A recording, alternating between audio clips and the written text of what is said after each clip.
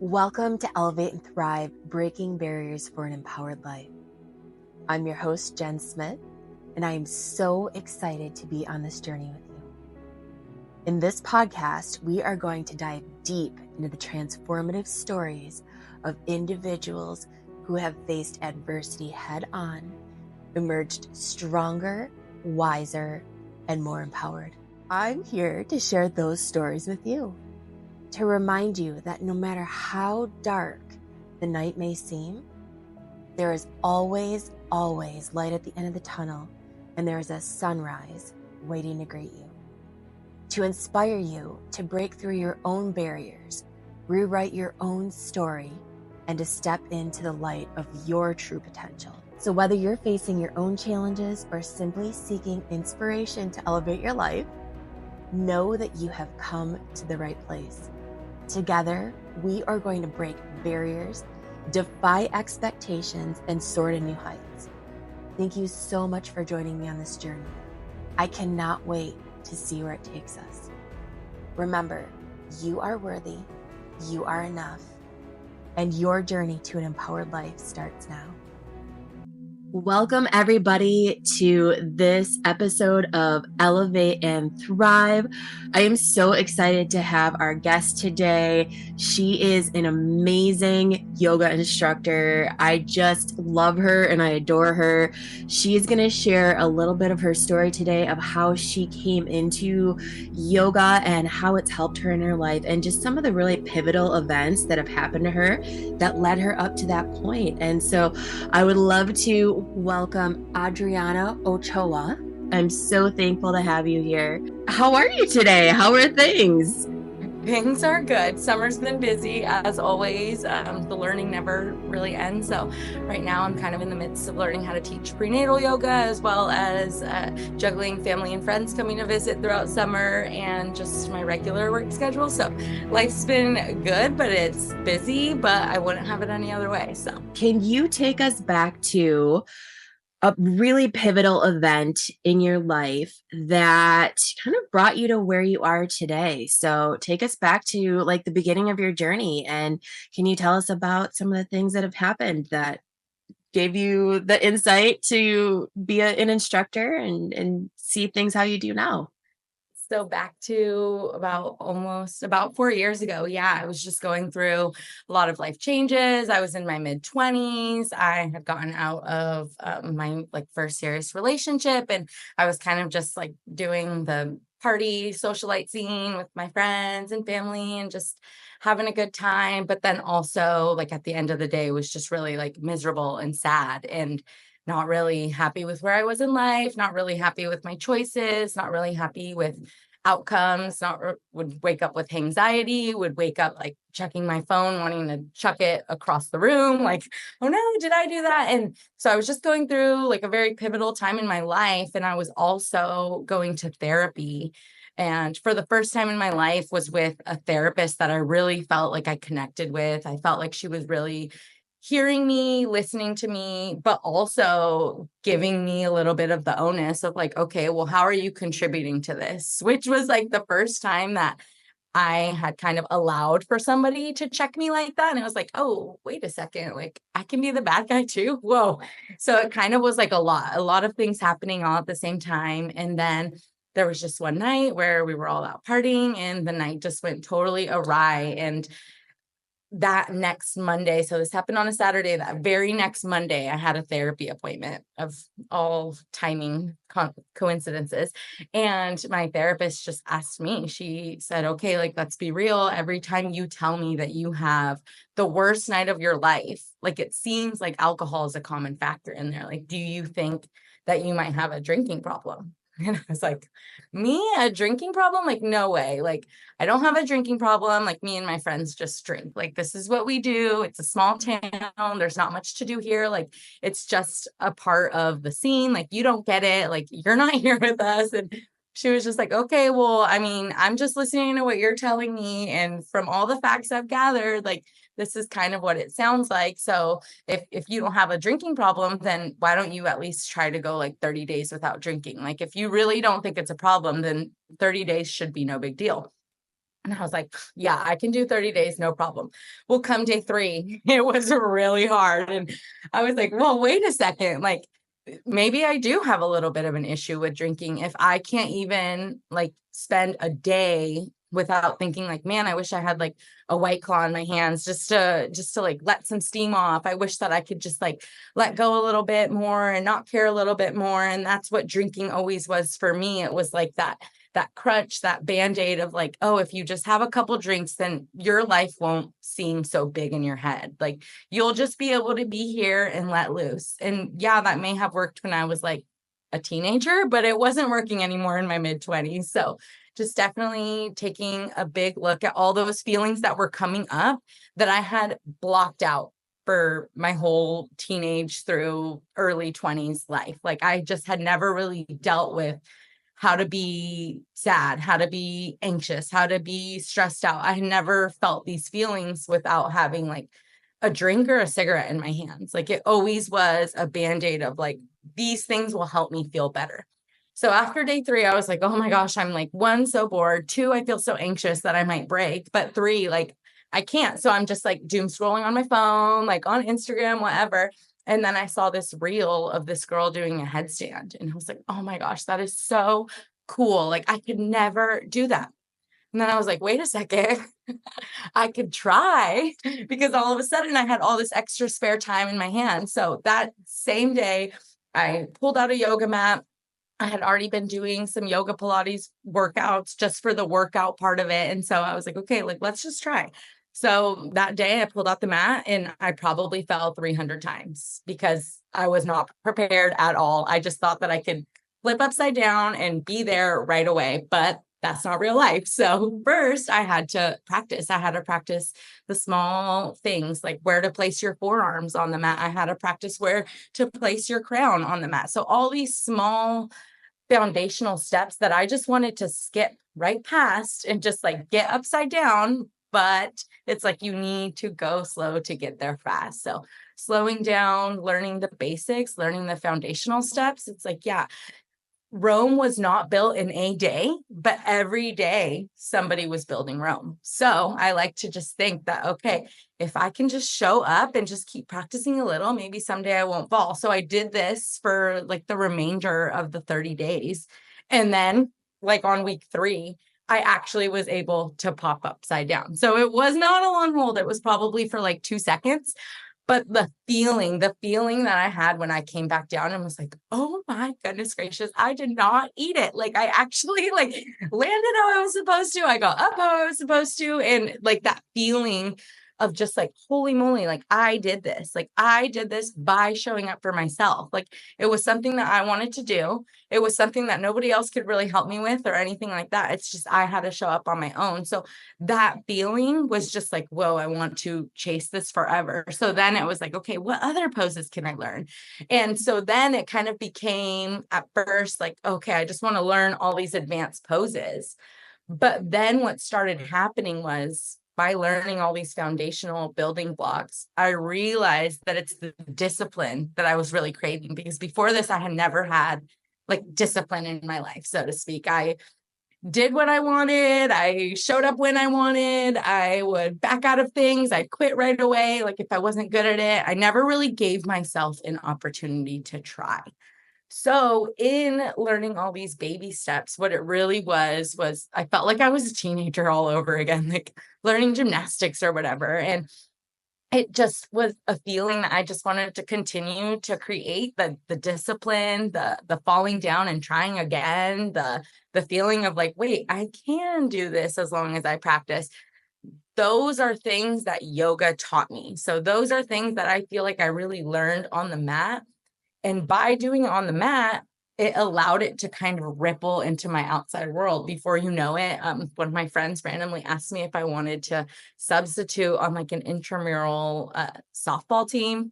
I did it. I had never played before in my whole life, but I was like, oh, wait, I did it and I didn't die. Like that feeling of like, oh, wait, I can try whatever I want. And if I fail, who cares? But the only person that I'm like showing up for or letting down is myself. One of the things I learned in my yoga teacher training program that my teacher said like on day 1 of class was nobody actually cares what you do or what you say. And that's the good news. Like everybody is so worried with their own journey that if you fall, if you, whatever, people might like laugh for the first 10 minutes, but after that, people are going to forget. They're going to go back to their own life. So you might as well just be ridiculous, dare to try, because the only person that it's benefiting or discounting from is yourself. So yeah, I that's kind of like how I got into it. so much. I heard so many gems in what you just said. I was like, oh my gosh, like I wanted to like say something like, no. Oh, that's such a good gem too. So what I heard first of all was when you were going to the therapist and she pointed out the drinking, and that was kind of like the catalyst of what started it all. Your willingness to just stop and hear what she said and consider that that could be a possibility. But it was almost like, oh, I can totally prove her wrong. And then when you went to go prove her wrong, you saw some things about yourself that maybe you couldn't see before. And so I really, really acknowledge you for that, because I think just doing that, being willing to take a look at yourself and go inward. And I say this all the time. It's like, it always comes back to us, right? Like everything that we see in others, everything that other people, if somebody triggers us or something happens, that's something that we need to understand about ourselves. And so I absolutely love that you did that and you were willing to do that. And then the other thing that I heard you say was you were like willing to give something a try, and you saw something that excited you and you tried it and you failed, and you were willing to fail and to fall. Right. And so over that period of time, it was like you learned and you practiced and you got up. And I think that's such a true analogy for life, is like we fall down. We have these times in our life where maybe we're doing it, we're doing the thing, and then the next thing you know, you're falling over. It's that getting back up and that drive and that determination to keep trying and to keep practicing. And then you had your moment where you were able to do it. And it sounds like that was really the beginning of realizing that you could impact people in a really large way.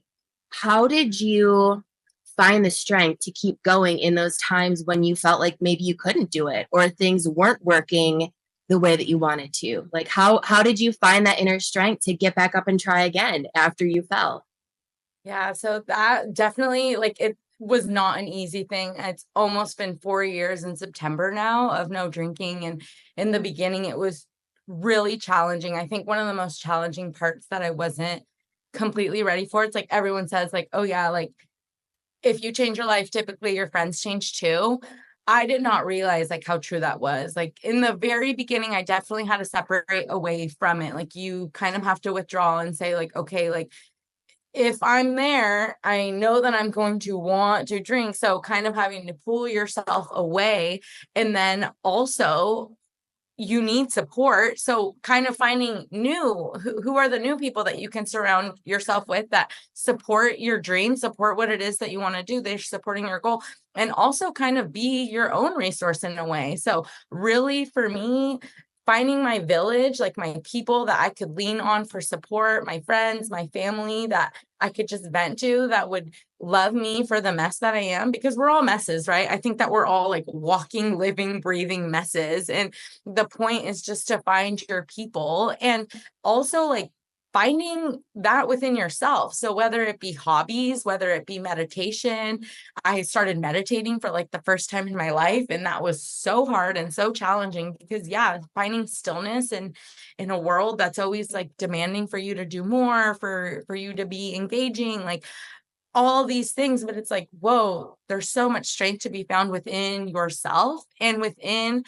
what it is that you're feeding your life with. Like what you feed grows. And so it's like I was no longer partying, I was no longer in that, and that was my life. So now I had all this extra time, I had all this extra energy, and at first it was like super anxious of like, oh my gosh, like I think I just might drink again. Like I'm so at my wits end. But then it's like, no, like finding hobbies, getting outside, finding that fresh air, going on a walk, looking for agates, foraging for mushrooms, yoga, like all these things that you realize, like, wait, I can fill my own cup and I don't have to do things that will harm me to do so. Because I think that's it too. Sometimes, when we do seek for happiness outside of ourselves, it's not actually the things that we want. So we just kind of end up harming ourselves more and then being resentful of like, how did I end up in this position? This is not the life I want to be living. When it's like you have a choice to put your energy elsewhere too.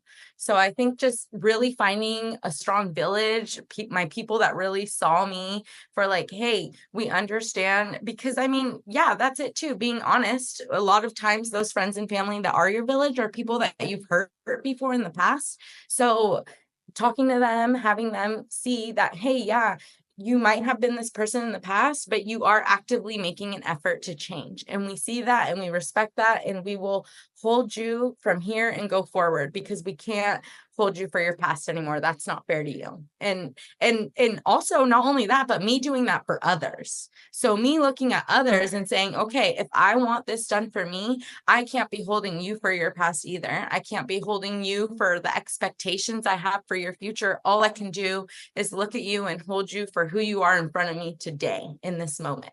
So I think a lot of times what we're looking for from others, we have to give to others first. And I would add to that and say we have to give it to ourselves first. Yes. Absolutely. Yeah, absolutely. I think my inner voice is one of the things that's changed the most. I think we all have those moments where we're like, oh my gosh, you're so stupid, you moron, whatever. Like you just become your own worst critic in your head. But slowly over time, I've noticed like my inner voice is like, even when I do slip and I do say those things, I'll like stop myself and be like, stop sign, which is something I learned in therapy. Whenever these intrusive thoughts come, just literally visualize a bright red stop sign and just say like, nope, you're not welcome here. And I'll correct myself and be like, okay, no, you were just a human that was doing your best and you may have made an error, but that's okay. We're going to keep it pushing and we're going to see what happens from there. So really, truly, it has to start from within, and then you'll see those crazy changes ripple into the people in your outside world too. Yeah, I totally agree. And it sounds to me like it's just a series of choices that you made. It was a series of choices to do things differently, to start to reflect inward, to spend more time with yourself, to find things that brought you joy, to start putting up the stop sign to the things that weren't healthy for you, like the drinking. And so, in that transition, in that kind of as you're walking that path and really starting to go down this different road, how were you able to deal with, because I heard you say that you had to let go of some people that you realized were not healthy for you or maybe didn't align with the path that you were now deciding that you wanted to go down. So how did you deal with that? Because that can be really, really challenging to let go of people who have been in our life for so long and who we consider to be friends. But how did you find a way to do that? I think another big quote that this podcast will probably be full of Libbyism. So wonderful quotes that I heard from my instructor, Libby Bailey Cox from Two Birds Yoga Training, who is so epic and incredible. But one of the things that she told us in class, which was like during an asana class, so the moving part of yoga. And this is why I say that like the things that you hear here, they can ripple into your outside world, is the heart not only has front doors, but it has back doors too. So we can learn to let things go in love and in peace. It doesn't have to be this like, oh, like we don't like the same things, like you're out, whatever. It's like, I can still love you, but it just doesn't have to be from the same distance. Like I can still love you, but it can be like once every month when we run into each other and see each other. It doesn't have to be like this, like, oh, just because we don't align, like everything about you is just cut. It's like, no, you can still hold love and hold space from that person, but also realize that you and what you want, your life, your fruit, that comes first. So honoring yourself enough to really put yourself first, which is something that I think as a youth and as a teen, I always expected other people to do. I wanted them to put me first.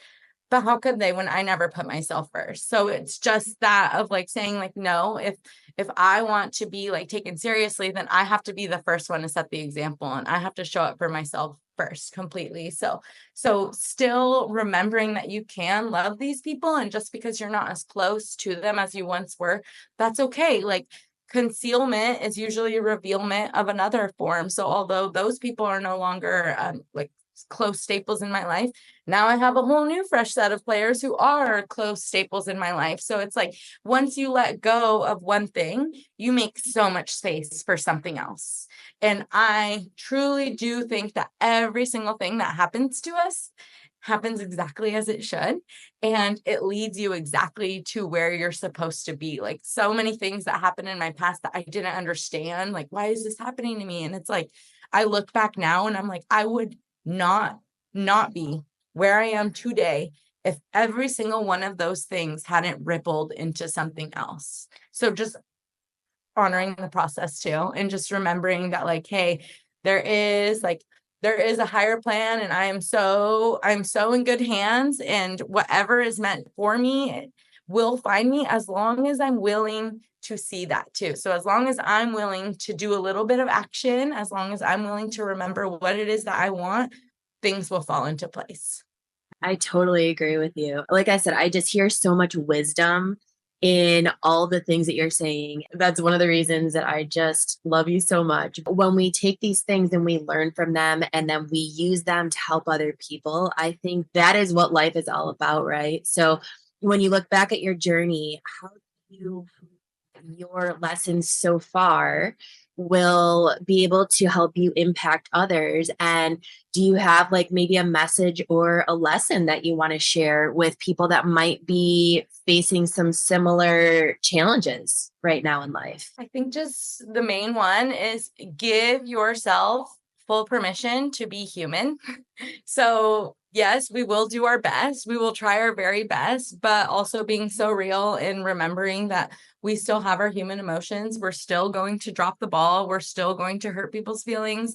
We're still probably going to hurt our own feelings and try to stay in some old similar patterns, because that's exactly what they are. They're patterns. So just giving yourself full permission to be human and also to try again.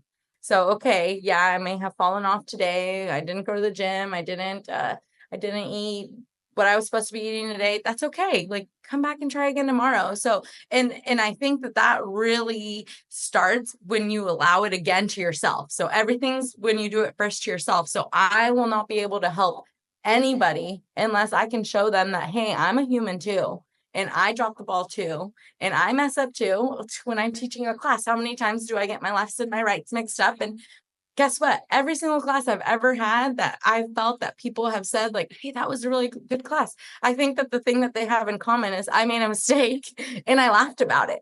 So just showing people that like, hey, we're human. Making errors is in our birthright, but like give yourself the opportunity to try again and to keep showing up, because again, how do you eat an elephant? One little bite at a time. So just being consistent. I think consistency is the thing that does change your life the most. And you don't have to get it perfect every single day.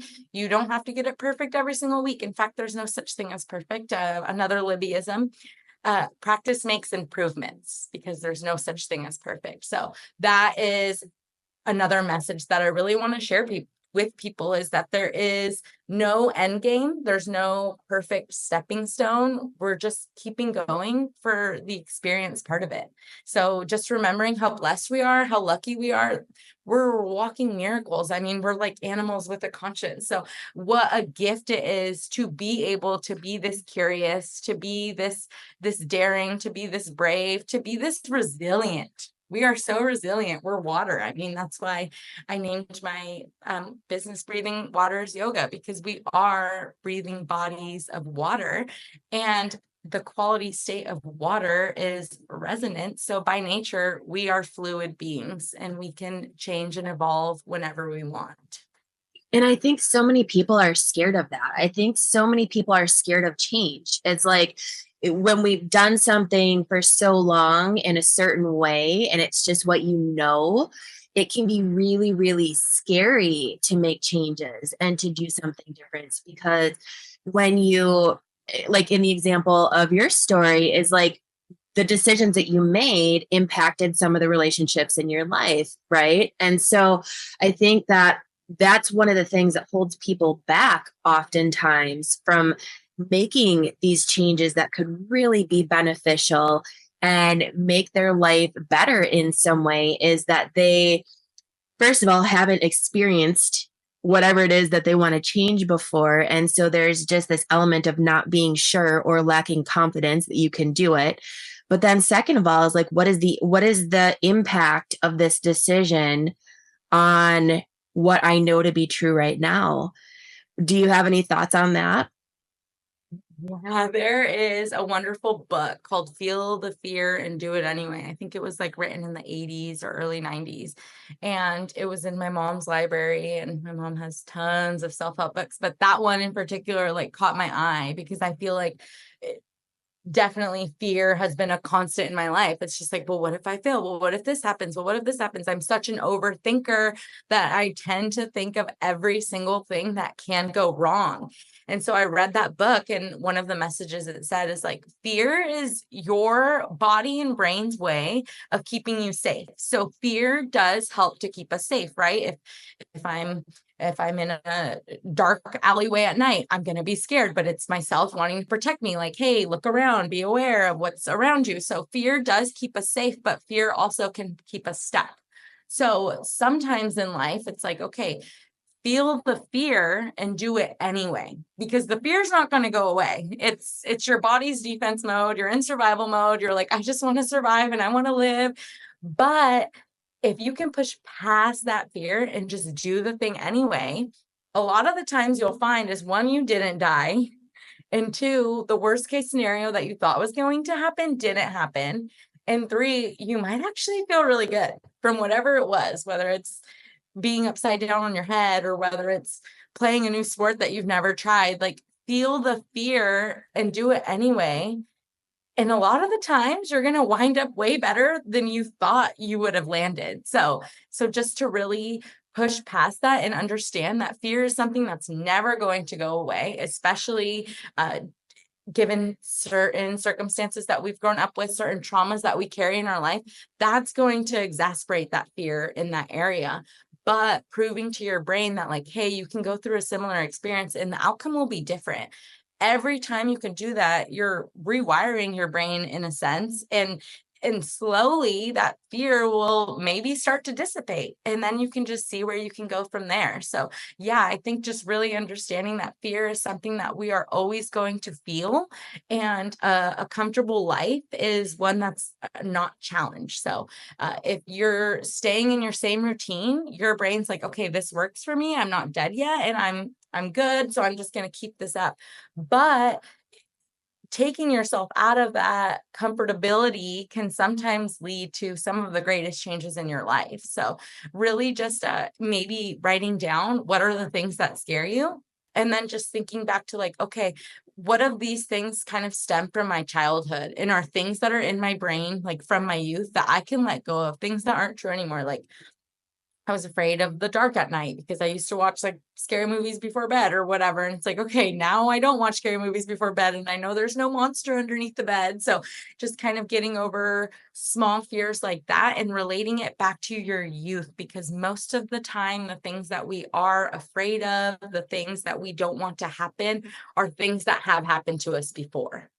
So just understanding that although we are grown adults and grown bodies, that little person, that little child, little girl, little boy, it's still in there and it's still afraid of these things that felt very real at the time.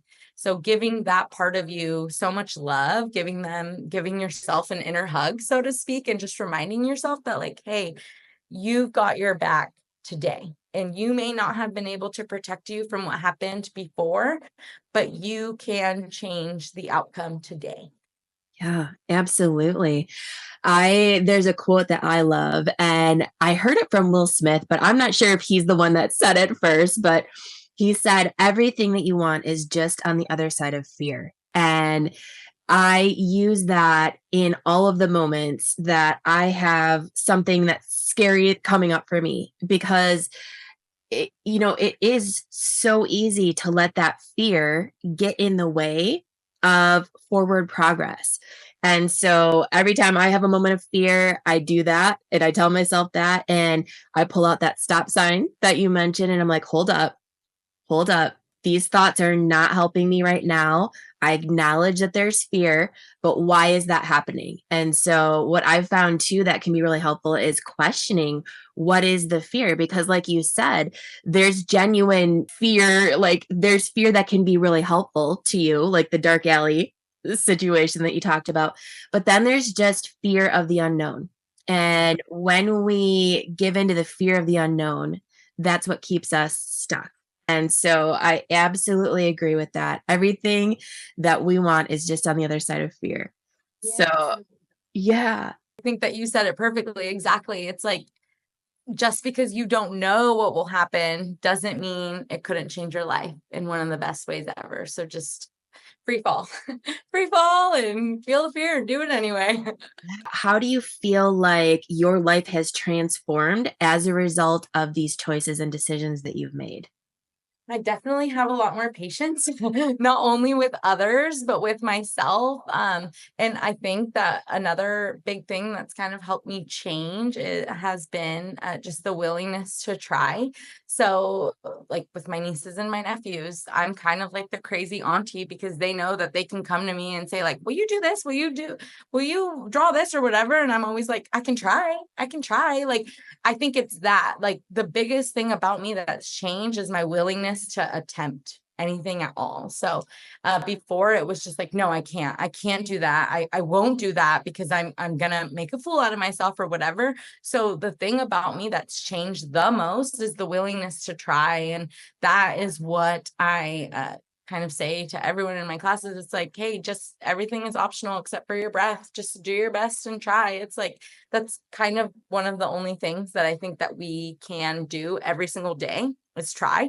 So for me, it's been the willingness to try, the willingness to fail, and the willingness to just really feel my emotions. I think before I would just try to block out those parts of me because it would be like, oh no, like if I'm sad or if I'm angry or anxious, like people won't love me. I'm the fun socialite party girl, but it's like that's not like realistic. It's not. Like, we're humans, we have so many emotions, and really just being able to hold space for like the darkest parts of me has been so liberating because it's like, oh, wait a second, like those parts of me aren't like rotten, they're just parts of me that felt hurt, and that's what it morphed into. So one of the things that my therapist said is like, anger is just your pit bull trying to protect your inner child. So I definitely think I'm a lot less angry now because I don't feel that I have to protect my inner child as much, because now I know, like you said, like projection is a reflection. So a lot of times what people are throwing at you, what you're feeling, like when you think that people are belittling you or condescending or whatever, that was always my biggest pet peeve, is like, oh my gosh, I hate when people talk to me like I'm stupid. But it's because like I felt that way about myself in my head. Like I felt like I couldn't do anything right. I felt like I could not try anything. So whenever people would talk to me in any sort of way, that's how I was perceiving it. So just being able to change my thinking and really realize that, like, hey, everybody's just projecting their own world that they have going on inside to their outside world. So definitely a lot less reactive, but don't get me wrong, it's not that I don't still react, it's just a lot less. So holding space still for the human that I am, and remembering it's never going to be a perfect finished product. That's just not so. It's healing is linear. Like we're always up and down, and just really remembering that. I think that's been my biggest thing, is I don't have an end goal to be like this super optimistic, bubbly person, because it's like I'm not performing for anybody else other than myself. So when I give myself space to be sad, to be anxious, to be scared, whatever, I'm honoring that little child within, and I don't have to bring out the pit bull to protect her because I'm giving myself the space to get it out, letting all that go, letting that emotion go, crying, jumping, whatever it is, to like get those things out. So just giving yourself so much space to exist, really. I think that's been the biggest thing. I'm not really that afraid to take up space anymore, because now it's like, yeah, you do have a right to be here. You do have a right to love. You do have a right to experience. This is welcome to the madhouse. We're all mad here. Well, and we're all human. I absolutely love what you said about giving yourself the space to experience and feel and allow what is. And I agree with you in that when we have these emotions that, like you mentioned, the anger, when you look at yourself and you realize that you're just viewing the world through the lens of your own perception because of your experiences, because of the way that you're thinking, because of the stories that you're telling yourself, because of things that have happened in the past, or maybe beliefs that you have. When you start to look at things through that lens instead of looking at the lens of why are all these people being so horrible to me in whatever way, it changes everything. And what happens is you remove the judgment from yourself in looking at it through that lens. And then what happens when you remove the judgment for yourself is then you remove it from other people. Being able to look at things through that lens, so to speak, absolutely affects your outer world and how people respond to you and how people treat you as well. Would you agree with that? Oh, for sure. Yeah, 100%. Like, even like, this is silly, but like before, when I'd see people like dancing, having a good time, I'd be like, oh my gosh, like, look at them dancing, having a good time. Because I never felt like I could dance freely and have a good time. But now I'm like, okay, I can't dance, but I can wiggle. And like, I just don't even care. Like, I don't even care what anybody is like thinking or saying or whatever, because it's like, the only person that I would be like stopping from having fun in that moment would be myself if I were to stop my wiggling or whatever. So it's like just remembering too that when you can take away that judgment from others, it really does allow you yourself to live a more free life, which is the goal, right? Like, we all want to live a more free life, I would say. Yeah. And you experience so much joy in that freedom when you give yourself the space to just do the things that fill your heart with happiness. Giving yourself that space and allowing it, I think, is so important.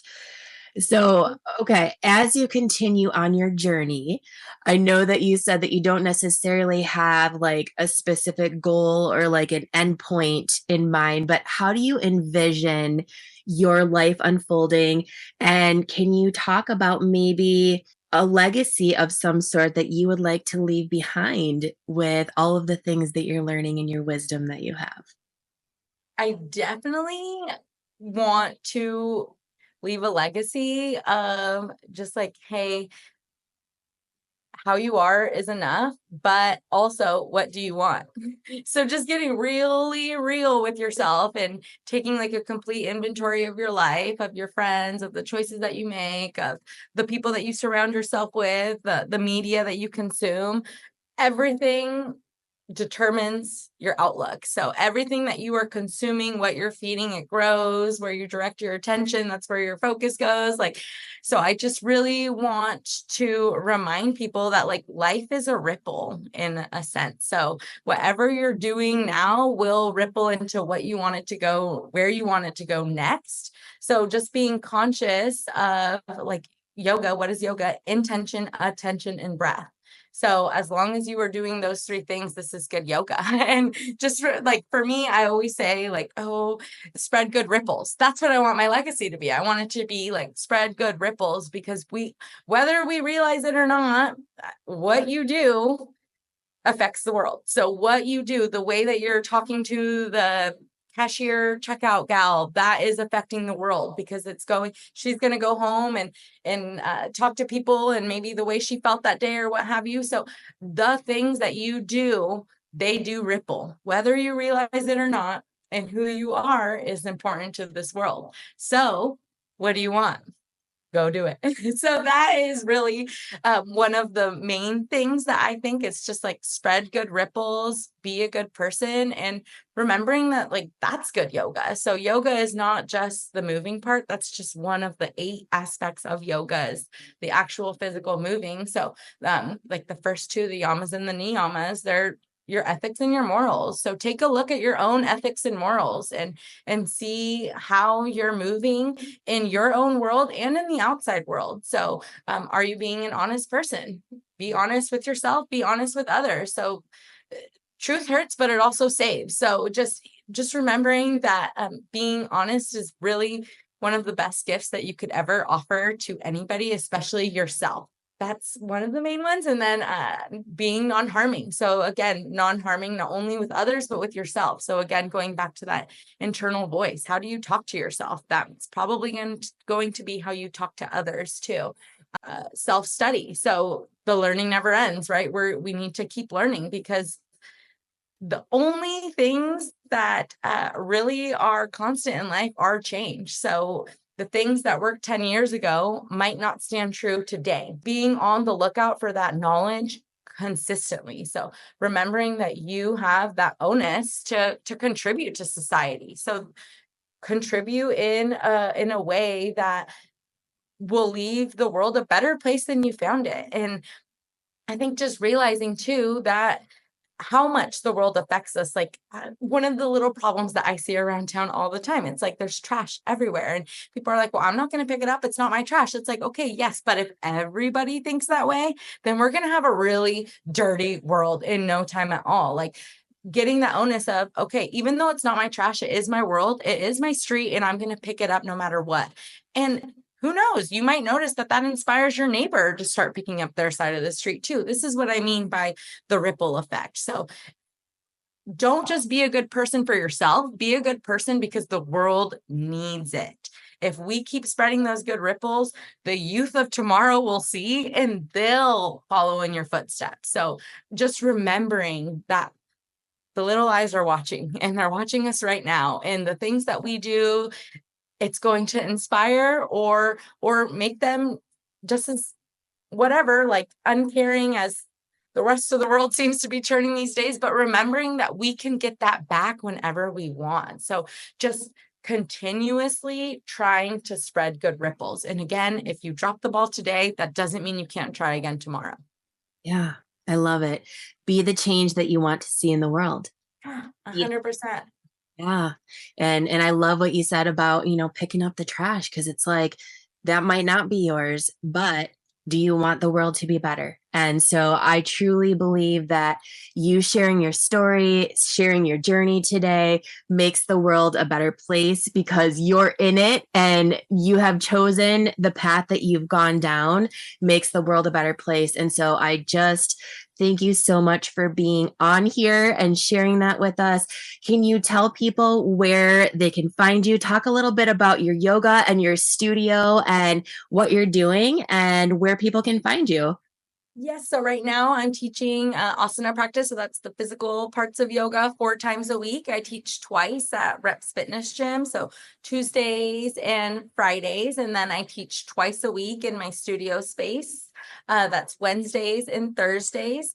I do have a website that has that schedule listed on there. It's www.breathingwatersyoga.com. You can also find me on Instagram and on Facebook. I use those social media outlets to kind of share other tidbits of information that I think people might find helpful. And then I'm also in the midst right now of training to teach prenatal yoga, which I'm so excited about. Because when I first started teaching yoga, like one of the first things that I always said was like, okay, but at first I was very scared and I was like, I'm not going to do it. But then I was like, okay, I can try. And one of the things that in my mind that I wanted to do was like, I want to help heal people. Well, then I started my teacher training program and I realized that that's not possible. But I learned that I can help people try. Yes. And by the trying, they might realize that they can help heal themselves. So, one of the things that I also wanted to do because of that was teach children's yoga. And so I find it hilarious that now I'm training to teach prenatal yoga because baby in the womb is receiving all of that permission to be, that permission to take up space, permission to try, permission to fail, and permission to try again. So it's bananas that it's kind of like a full circle moment, and I'm teaching babies in the womb. So hopefully they can feel that safety, they can feel that comfort, and they can feel that care and support from the world. So and of course spread good ripples. That's the point. So I'm really excited about that prenatal yoga. Soon I'll be in like partnership with Healing Tides Midwifery here in Brookings, Oregon.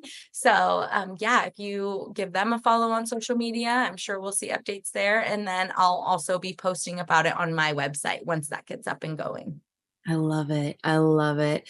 And I have done her yoga classes, and by far, hands down, out of all the classes I've ever done, she is my favorite instructor. And I mean that genuinely with all of my heart. And the reason for that is because of the way that you teach and talk about holding the space and just trying. And that really goes back to everything that you talked about today in your story and just allowing yourself the space to try. So thank you so much for being with us today. I appreciate you.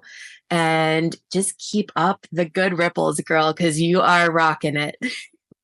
Thank you, Jen. You're incredible. Thank you so much for having me and holding space for me and for chatting with me. Just this really felt like a, a lunch date. Like we were just hanging out at lunch over coffee. So thank you for being you too and making this such a comfortable experience. I appreciate you. I appreciate you. Thanks, girl. Thank you. Have a good day, Jen.